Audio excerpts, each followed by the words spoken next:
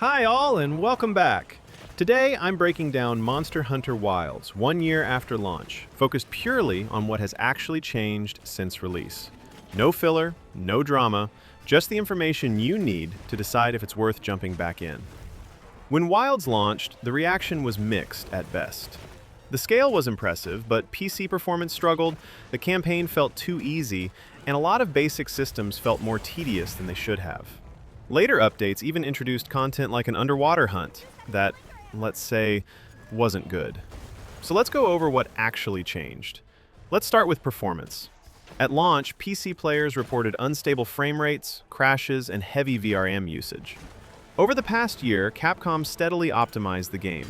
They added DLSS 4 and FSR 4 support, improved graphics settings, reduced texture size, and lowered overall CPU and GPU load. It simply runs more stable now than it did at launch. You can already see it on screen. I'm currently playing it on max settings, and the FPS is totally fine. The only criticism I have is that the DLSS implementation is a little rough.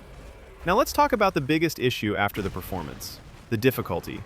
The game just felt way too easy.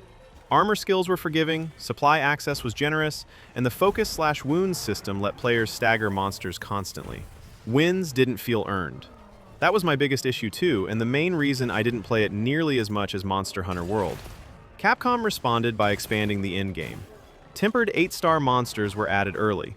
Later updates introduced more tempered monsters at HR 100+, increased harder investigation spawns, added arch-tempered variants, expanded 9 and 10-star quests, and permanently added high-difficulty event monsters like Gogmazios and arch-tempered Jin Dahad.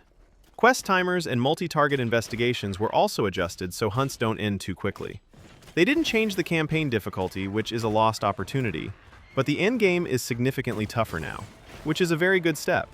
Beyond difficulty, the game is simply bigger now. Multiple new monsters were added over the year, including Lagiacrus and Gogmazios, along with arch-tempered variants, 9 and 10-star quests, collaboration missions, and a larger pool of permanent event content. The endgame loop has more variety than it did at launch. Now underwater combat. The Lagiacrus underwater segment was criticized for limited attack options and awkward movement. Capcom didn't redesign it, but they improved it. You can now chain evasions vertically, use items mid-movement, and operate more freely in focus mode underwater. It's still not full classic underwater combat, but it's less frustrating. Now let's talk about overall quality of life. Players disliked how often they had to talk to Alma, walk through slow story segments, and sit through guidance moments. It felt like too much time was spent not hunting. Capcom reduced notification spam, improved map access during dialogue, added quick access quest options, allowed hiding the handler during hunts, and made you regain control faster at quest start. It doesn't remove the story structure, but it feels less intrusive. On top of that, they improved the menus. Upgrading gear is more streamlined. Armor and Ardian upgrades auto-select materials, restocking is faster, and favorites plus safeguard systems reduce accidental mistakes.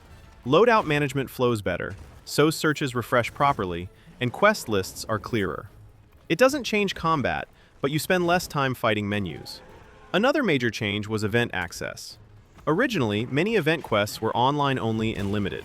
Over the year, Capcom made arch-tempered and equipment material event quests permanent and playable offline. That removes a lot of FOMO and makes the game feel more complete for solo players. Lastly, the secret. Early on, it felt more like a taxi than a mount. It auto-guided you during story segments and reduced that sense of actively hunting. Over time, input transitions became smoother, gathering while mounted is more responsive, and you regain control faster at quest start. It still guides you when needed, but it feels less intrusive. So where does that leave Wilds 1 year later? It's more stable, the endgame is tougher, event content is permanent, underwater is smoother, menus are faster, and the handler is less intrusive. Is that enough for you to jump back in? Let me know. Now you have a clear picture of what Monster Hunter Wilds looks like 1 year later, without filler or bias. For more breakdowns, check out my High on Life 2 and Displaced videos. That was it. If you like videos that don't waste your time, please consider liking and subscribing. Regardless, thank you so much for watching, and I hope to see you in the next one.